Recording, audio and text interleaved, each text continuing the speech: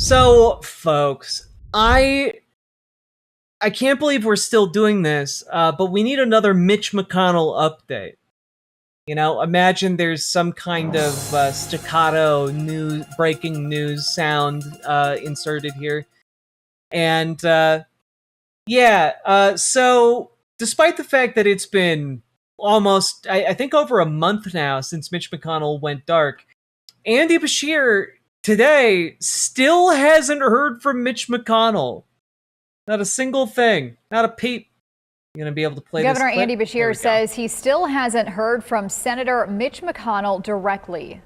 We haven't received an email, a call, and Mitch McConnell works for the people of Kentucky.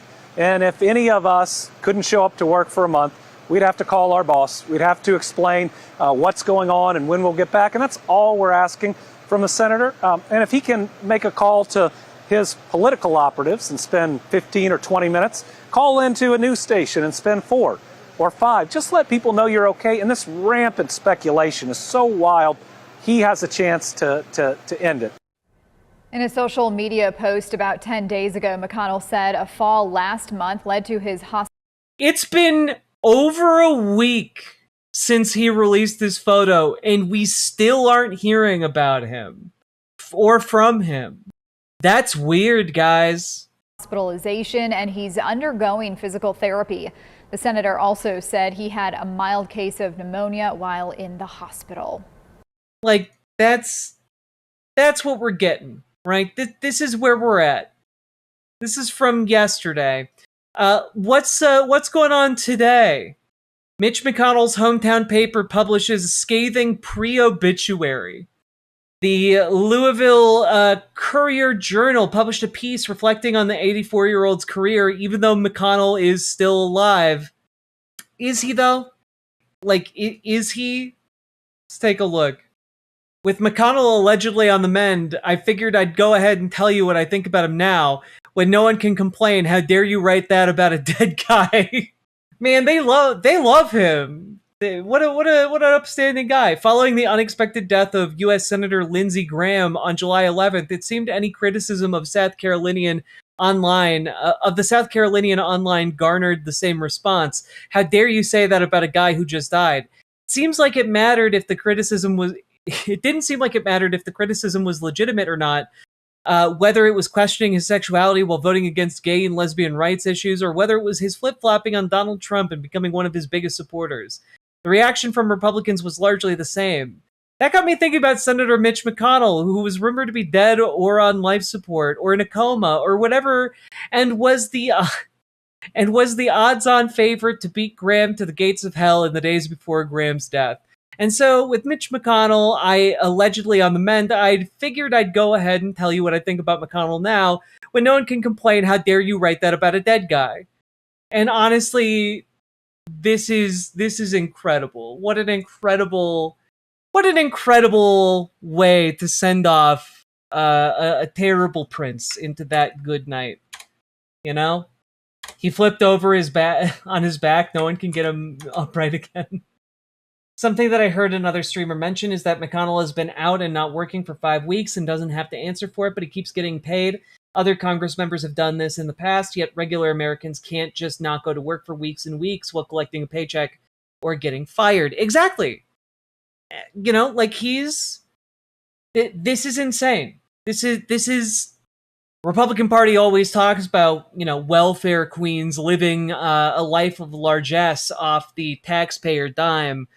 But like genuinely, one, that has always been bullshit. And two, if you want to say it's not bullshit, then clearly the biggest welfare queens of all time are, you know, Republicans who have like a health issue. There's that guy who disappeared for 3 months because he had depression and didn't offer any explanation whatsoever. Average working people have to at least say, hey, I'm going into the hospital because I broke my leg or something. You know, it's wild.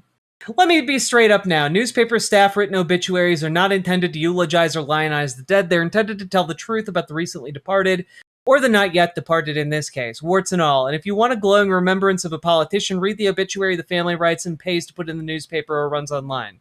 So, what to say about Mitch?